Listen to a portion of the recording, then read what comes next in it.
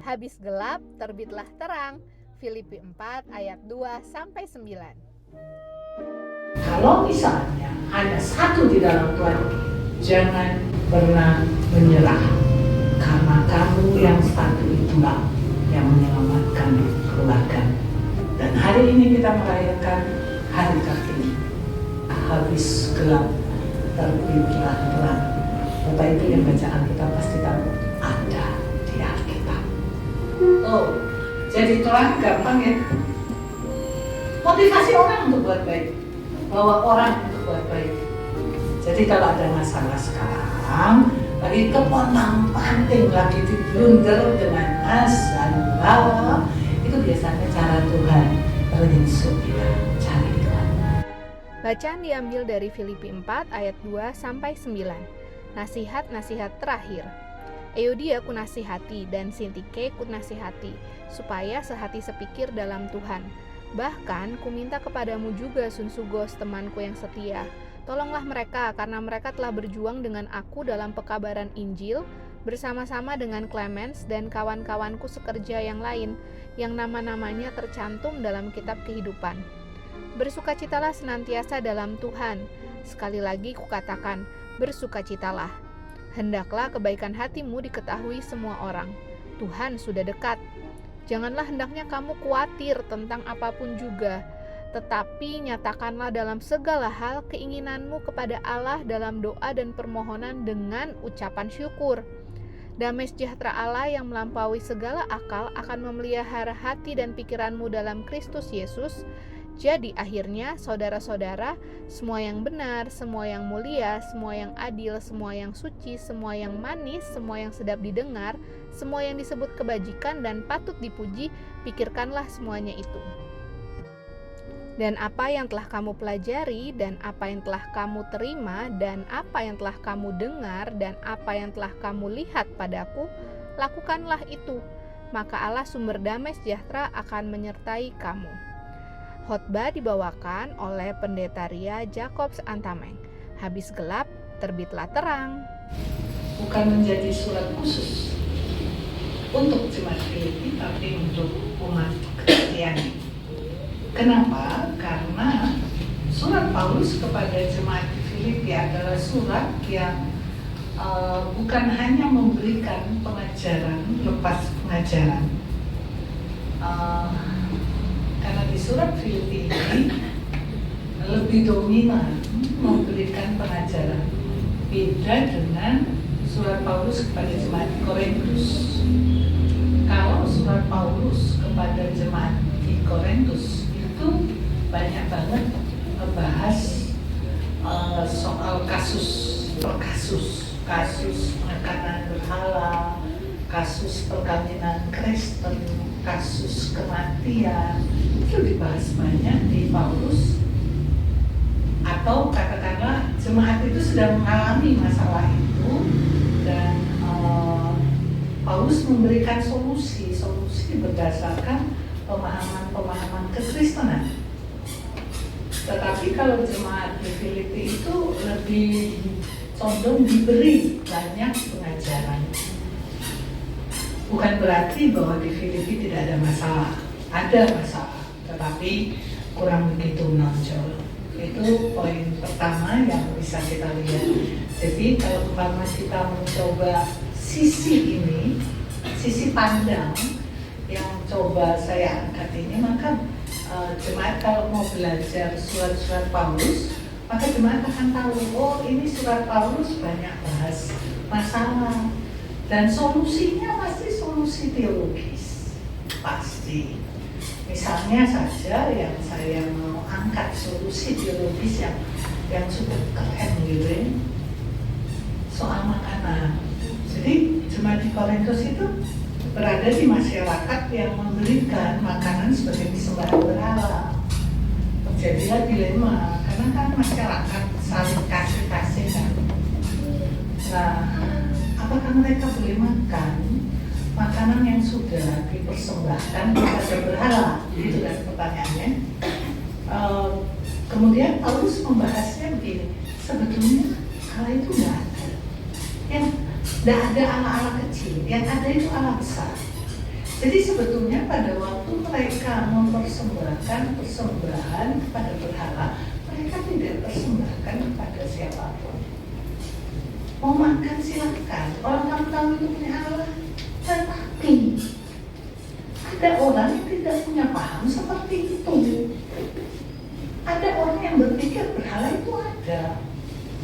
Kalau kamu yang beriman matang dengan pemahaman, ini nggak dipersembahkan sama siapa-siapa. Ini karena Allah kasih, Allah tumbuhkan, aku makan, gitu kan? Dia makan dengan iman, dia nggak salah.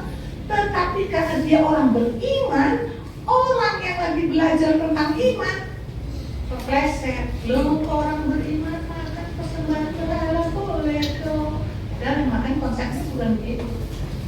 Lihat juga cara Paulus mengupas situasi yang terjadi dari sisi teologis yang dalam. Jadi sebetulnya menarik sekali cuma kalau baca bisa ada pola baca yang dikasih di RAI, misalnya pola baca surat-surat. Coba belajar di surat Paulus, banyak bahas masalah secara teologis. Ya, jadi saya hanya mengangkat ini untuk mengingatkan jemaat betapa menariknya surat-surat Paulus. Dan kita akan lihat, sama ya dengan kita ya. Nggak beda jauh rupanya. Itu hebatnya Alkitab. Dunia boleh berputar, waktu boleh berjalan. Masalah sama tuh. Orang yang menghadapi masalah aja yang berbeda. Jadi makanya disuruh belajar firman. Jadi kalau kita menghadapi masalah, ada solusinya. Ini lain kali kita cari solusi. Bukan sama kita sendiri. Iya, gak heran kekontak-kontak. Poin pertama. Poin kedua. Kalau bicara surat Paulus kepada jemaat di Filipi itu banyak bicara tentang pengajaran. Makanya Filipi ini banyak dikutip ya oleh orang-orang yang suka akan ayat-ayat firman. Karena itu menarik sih, sangat menarik. Tapi khususnya bacaan kita hari ini itu ada ngangkat sedikit masalah, nggak terlalu muncul, sedikit masalah antara Euodia dan Sintike. Kan di situ Paulus bilang kan, aku sudah nasihati Euodia, aku sudah nasihati Sintike. Jadi pastoralnya Paulus per person, per pribadi. Ada masalah nih antara Sintike dan Euodia. Sama-sama berjalan di jalan Tuhan, dan dalam perjalanan terjadi perbedaan paham. Di pastoral masing-masing mereka sama Paulus, dan pastoralnya Paulus disimpulkan dikit aja supaya mereka sehati sepikir di dalam Tuhan. Maksudnya apa?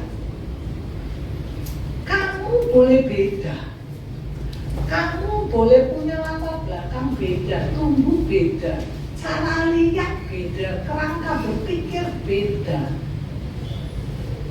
Boleh. Tapi bagaimana kita di dalam Tuhan dibangun untuk supaya kita bisa sehati sepikir.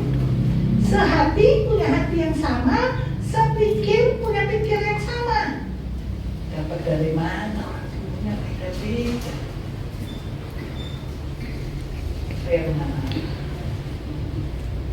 Di dalam Tuhan itu kan berarti apa kata Tuhan? Di dalam Tuhan itu kan berarti dengan maunya Tuhan. Jadi suara saya terlalu pelan mungkinnya sampai agak peka di sini. Jadi Bapak Ibu yang kekasih, bagaimana Paulus menghadapi orang yang berbeda pendapat? Nggak bisa disama-samain. Hanya bisa dibawa mereka hidup di dalam Tuhan, hidup bersama Tuhan. Roh Kudus yang ada dalam diri Euodia, Roh Kudus yang ada dalam diri Sintike memproses mereka untuk mampu sehati sepikir. Namanya manusia beda. Pengen rambut pendek, pengen rambut panjang, beda kok. Orang bilang bagusan rambut panjang, orang lain bilang bagusan rambut pendek, beda, semua bagus. Makanya untuk menyatukan pendapat di dalam Tuhan. Ini asik loh konsep ini. Bapak Ibu, kita nggak usah bicara soal lingkup jemaat ya, kita bicara lingkup keluarga.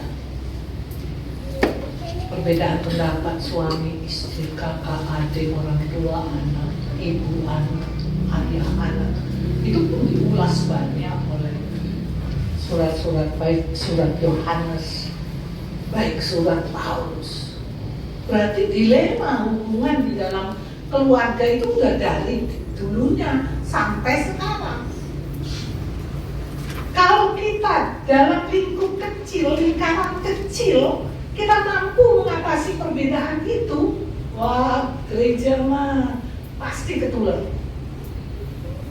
Dan caranya, apa yang dikatakan oleh Paulus kepada Euodia dan Sintike, bagaimana kita membangun diri di dalam Tuhan, membangun diri bersama Tuhan, itu saja. Kalau kita tidak lakukan itu susah banget. Nah, pertanyaannya sekarang,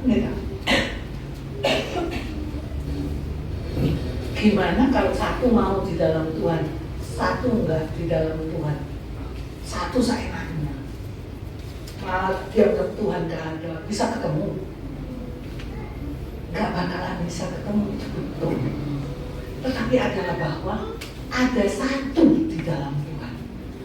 Kata, nah ini pendekatan Paulus menyelesaikan keluarga yang tidak seutuhnya di dalam Tuhan. Kata Paulus ya, dalam suratnya di Korintus, dalam berbicara mengatasi, memberikan solusi pernikahan. Kata Paulus, asal bapaknya di dalam Tuhan, asal bapaknya doang di dalam Tuhan, asal ibunya doang di dalam Tuhan, asal anaknya doang di dalam Tuhan, dia sungguh-sungguh di dalam Tuhan. Firman Tuhan bilang, Paulus bilang, rumah tangga itu akan diselamatkan karena masih ada satu orang yang berdoa. Nanti diproses, yang enggak di dalam Tuhan, ya pasti kepontang panting, Tuhan meluruskan. Dia mau ke kanan, Tuhan luruskan. Dia mau ke kiri, Tuhan luruskan. Yang sakit dia kan. Asal ada satu orang yang sungguh-sungguh di dalam Tuhan, itu solusi Paulus untuk pernikahan. Ada di Korintus. Jadi, mari jemaat yang kekasih dalam Tuhan Yesus Kristus nyambung. Baik itu pernyataan pengajaran Kristus, baik itu pengajaran Paulus nyambung. Untuk supaya sehati sepikir, biarlah di dalam Tuhan. Kalau misalnya hanya satu di dalam Tuhan, jangan pernah menyerah. Karena kamu yang satu itulah yang menyelamatkan keluarga. Hal berikut yang bisa kita lihat dalam bacaan kita, Paulus juga mengingatkan jemaat Filipi. Jemaat Filipi ini juga jemaat yang bagus ya.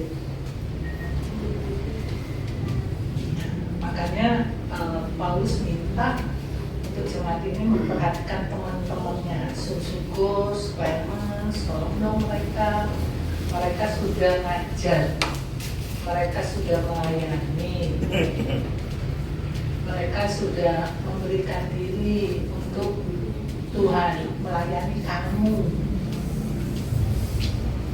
Oleh sebab itulah Paulus minta kepada jemaat Filipi, tolong dong teman-temanku. Dan teman-temannya ini Paulus kenal baik. Kenapa kenal baik? Paulus bisa bilang tuh, karena mereka tercatat di dalam buku kehidupan. Dia kenal banget. Dia tahu siapa mereka. Dan konsep Paulus tentang ini tersebar juga di dalam surat-suratnya yang lain. Ada suratnya yang mengatakan kita disuruh memberi supaya ada keseimbangan, bukan supaya orang kurang dipenuhi, dicukupkan, enggak, supaya ada keseimbangan. Konsep ini konsep yang bagus banget. Yang kaya jangan jatuh karena kekayaan, yang miskin jangan tergeletak karena kemiskinan. Karena itu saling memberilah kamu supaya ada keseimbangan. Bagus banget pemahamannya. Dan hal ini dikembangkan oleh Paulus kepada jemaat Filipi.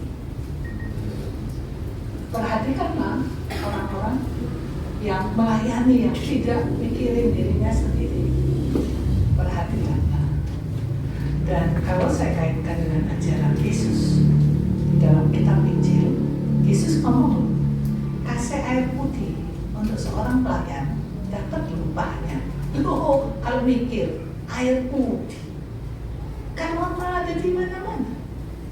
Tetapi firman Tuhan bilang air putih loh, enggak air lemon, enggak air jus, air putih. Kalau kamu beri kepada seorang pelayan, upahmu atas sikapmu, kamu dapat upah untuk pelayan akan kamu kirim.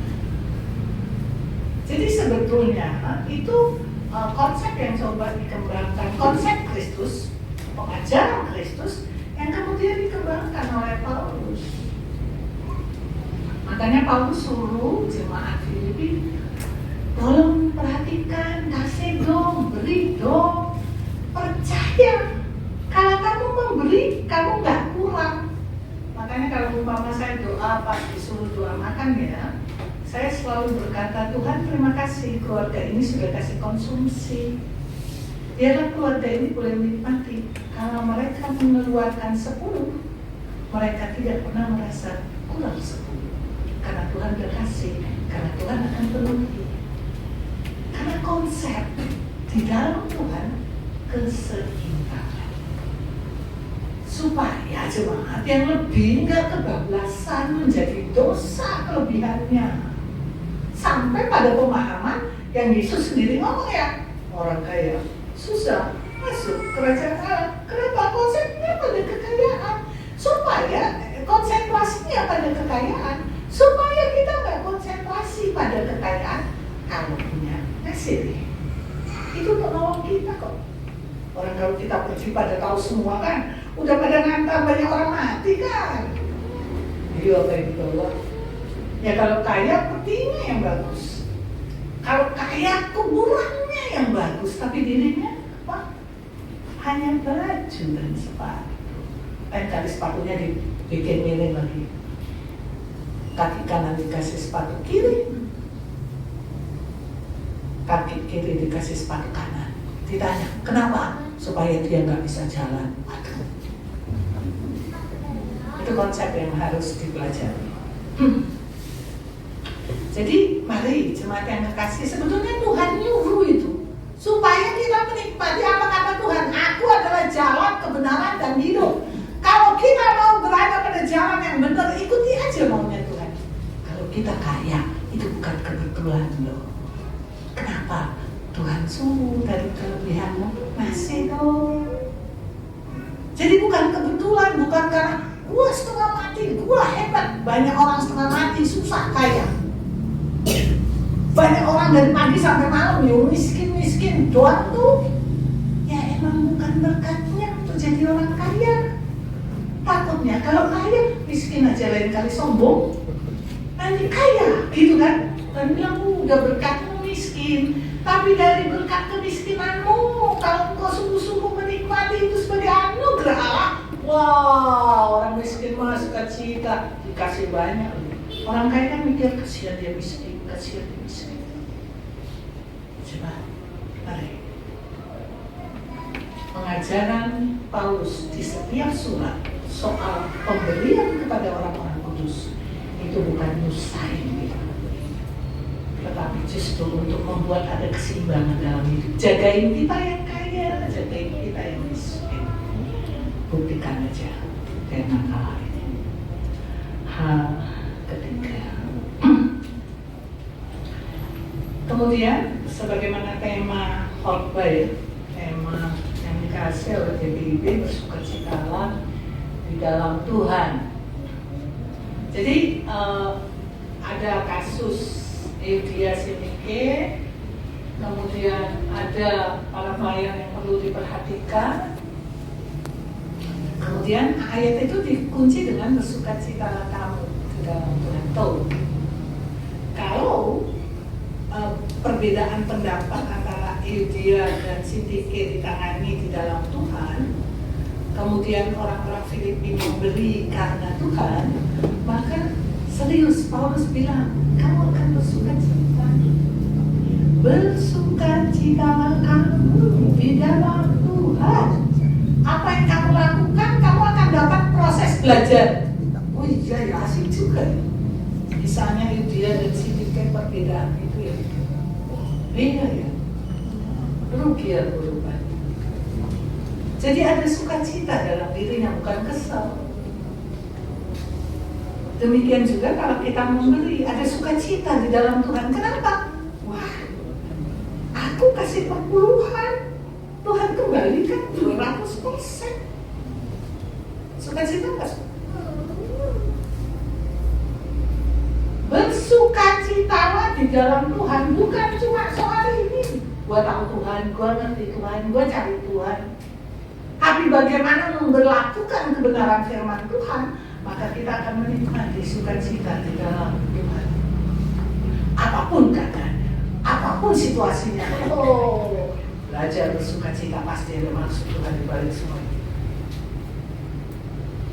Nah, baru kemudian Paulus asik bicara.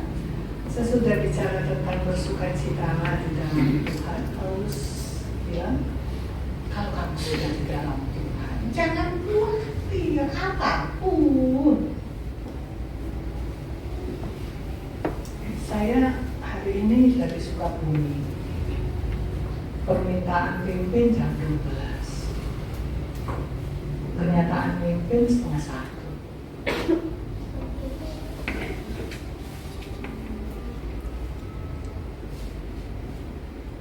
Artinya jam 12 saya majelis sudah agak sedikit keras. Mulai aja. Apa-apa Pak, saya jam 1 masih bisa. Tapi memang saya sudah hitung, makan dulu baru ibadah. Jadi saya datang ke awal, keluarga kasih makan, selesai ibadah, cabut. Dan saya lakukan itu, saya cabut. Harapan jam 2 dari Sukabumi, itu lagi Sukabuminya gitu, sudah gitu. Kalau lihat di map, semuanya mas. Saya hanya berpikir kalau Tuhan izinkan saya memimpin, pasti dibuka jalan. Puji Tuhan sampai Sumarekon. Sampai Sumarekon lebih hebat dari tol. Berhenti. Saya sampai sempat telepon supaya tahu posisi saya di sini. Kalau memang mau terlalu mepet bisa switch saja. Karena P1 itu kan selalu disiapkan. Dan puji Tuhan Ibu Swingli telepon, kami siap tunggu.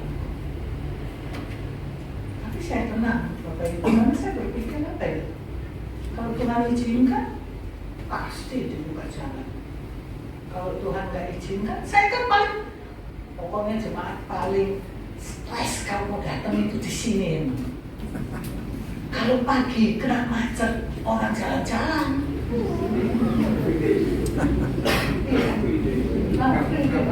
Car Free Day. Saya itu sampai sempat muter di sebelah sini dekat jembatan yang bagus itu, turun naik Gojek, Grab. Pokoknya saya sudah keliling dari barat sana, Tangerang ujung sampai sana, paling stres ke Grazia. Jadi kalau pendeta-pendeta menghambat tolong dipahami. Saya berusaha untuk tidak paham. Ya. Tapi kalau kita berserah sama Tuhan, ada jajarannya. Hebat. Saya masih kurang 5 menit sampai di sini. Minimal Tuhan tahu saya nggak terlambat walaupun pakai persiapan jadi tiap kali. Jemaat yang kekasih dalam Tuhan Yesus Kristus. Ini soal kecil. Itu aja bisa diserahkan pada Tuhan. Apalagi soal besar. Soal apa itu? Soal pendampingan. Suami saya pelaut. Waduh, ganteng lagi dia. Waduh. Lu pelaut ganteng, kapten lagi. Luar biasa kan orang. Tahu kan pelaut di tiap pelabuhan. Udah ganteng lagi, kapten lagi gitu kan. Nggak tahu juga bagaimana. Tapi saya berdoa. Saya dampingi beliau dengan doa. Nah, jadi kalau telepon saya selalu bilang, saya berdoa untuk dia. Kalau saya lagi marahan sama dia, dia tidur, saya pegang kepalanya, tidak tersentuh supaya dia tidak bangun, saya berdoa. Pegang kakinya, pegang kepalanya.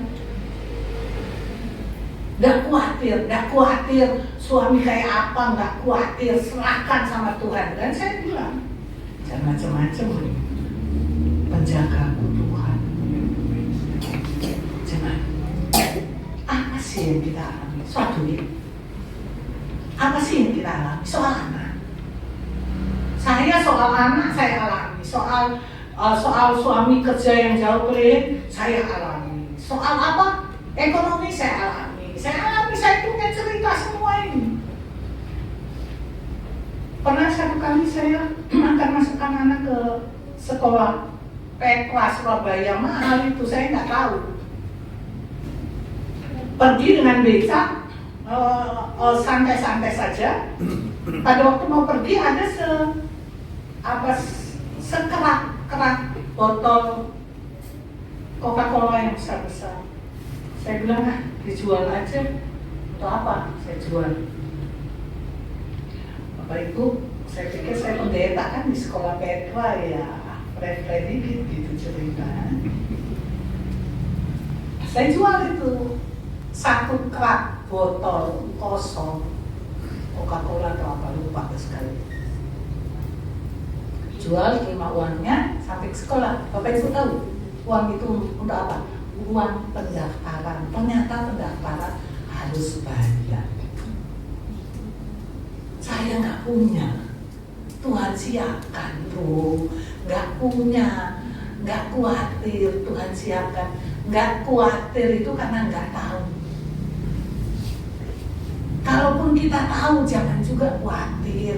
Kita percaya kan Tuhan nggak akan mempermalukan, Tuhan nggak akan mengecewakan. Iman kita tidak pernah membuat kita malu. Itu sih pegang saja. Jadi kalau ada masalah sekarang, lagi kepontang-panting, lagi diblunder dengan masalah, itu biasanya cara Tuhan merinsu kita. Cari Tuhan. Cari Tuhan. Karena kita kan sering diblunder dengan khawatir ini akhirnya bikin ini, khawatir itu akhirnya melakukan ini ya. Demikianlah kedagingan kita yang sering menjerat kita dalam kehidupan yang tidak damai sejahtera. Makanya pada ayat 7 dikatakan,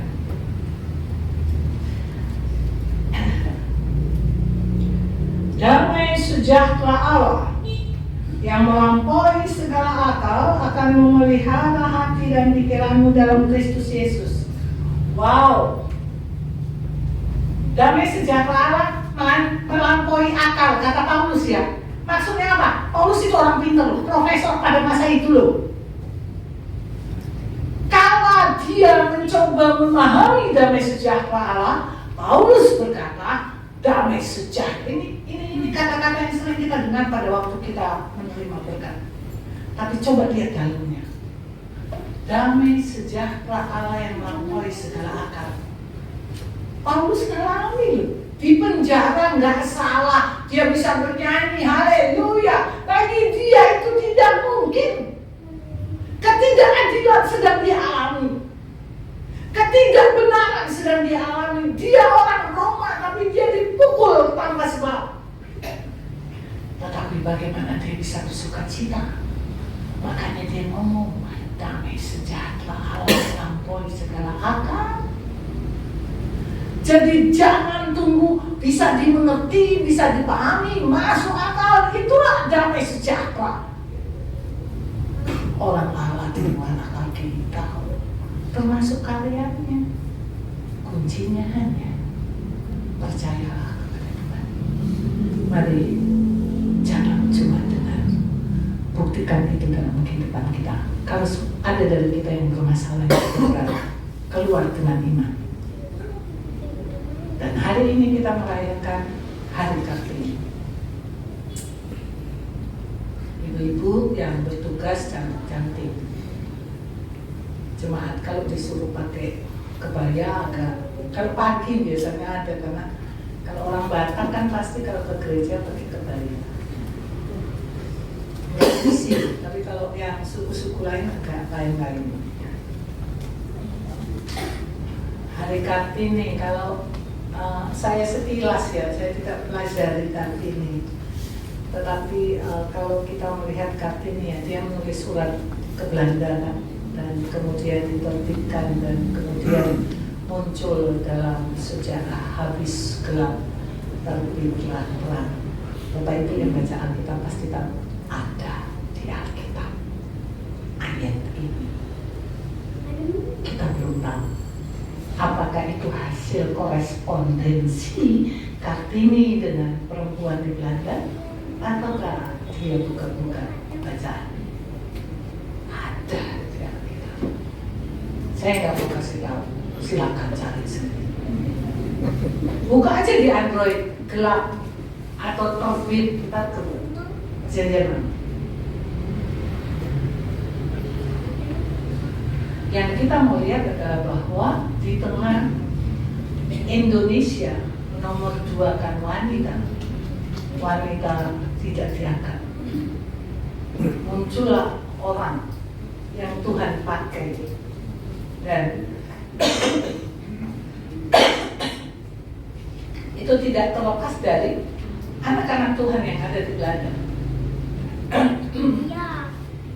yang mencoba untuk memotivasi.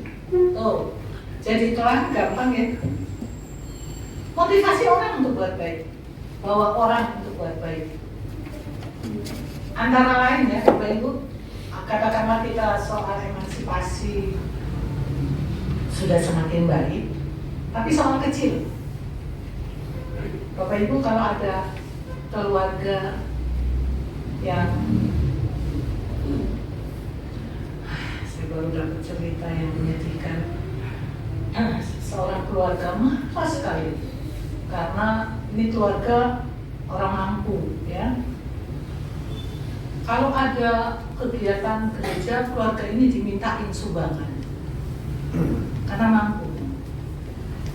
Majelis datang minta sumbangan, tapi kemudian bapaknya meninggal.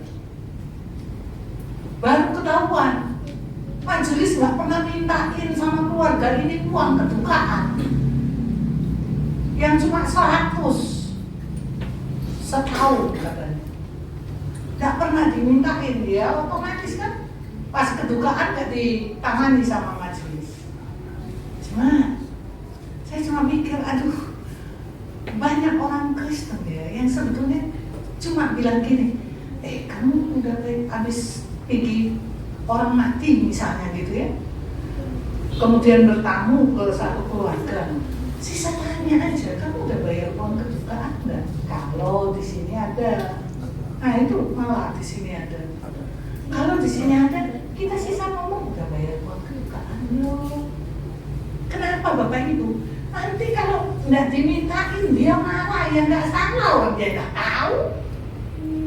Kalau sudah dimintain nggak mau kasih tahu, jangan marah kalau ada kedukaan. You punya mau. Itu soal kecil ya, soal untuk mengingatkan, soal menjadi terang itu jemaat. Jangan yang aneh-aneh pakai sinar-sinar di keliling kita. Jadilah orang yang melakukan yang benar. kita rasanya terberkati. Ya, kedukaan diingatin, kemudian jangan cuma majelis bilang, hei kebaktian sektor dong, kita saling mengingatkan. Kenapa yuk? Kebaktian sektor itu Bapak Ibu bukan cuma buat umum loh, kebaktian sektor itu keren banget. Saya buktikan mendidik anak-anak dari kecil kebaktian sektor, dari kecil. Mereka berempat kecil-kecil, yang satu kelas 6 SD, yang lain kelas berapa, suruh pergi sendiri ke sektor lain karena saya pimpin di sektor lain. Wajib itu. Dampaknya sampai sekarang, dan bukan hanya dampak untuk anak-anak, tapi orang-orang lain yang waktu anak-anak kecil itu ikut sektor termotivasi. Banyak anak kecil ikut sektor tanpa mamanya, karena mamanya majelis. Hanya melakukan yang benar. Walaupun setiap hari Rabu anak-anak saya, please Pak, besok ulangan fisika, please Pak, besok ulangan matematika, no please, no please. Kamu bisa matematika, kamu bisa fisika, kapan Tuhan cari Tuhan. Dan sesudah kebaktian, saya wajibkan Bapak Ibu, wajibkan. Nggak boleh pulang tanpa pegang pendeta punya tangan, tanpa pegang pelayan firman punya tangan. Masih kecil kan jadi bahasanya. Maksudnya pegang tangannya itu salaman. Itu dia udah angkat berkat sama kamu loh. Kamu sisa pegang aja tangannya. Dan itu jadi contoh Bapak Ibu. Kenapa? Amin, amin. Empat anak saya sudah di depan itu pelayan firman. Amin. Pas amin, empat anak, terima kasih. Pulang, terima kasih pendeta. Terima kasih, terima kasih. Pulang langsung. Dan sampai sekarang cuma yang sudah berkeluarga yang agak ngerti. Sampai sekarang habis kebaktian mereka mesti pulang nggak makan karena udah kebawaan. Sesuatu yang sebetulnya nggak susah dilakukan. Mendidik anak di dalam Tuhan nggak harus pakai rotan kok. Asal dari kecil udah dididik. Kalau dari kecil nggak dididik, ya udah susah. Di dalam Tuhan susah loh.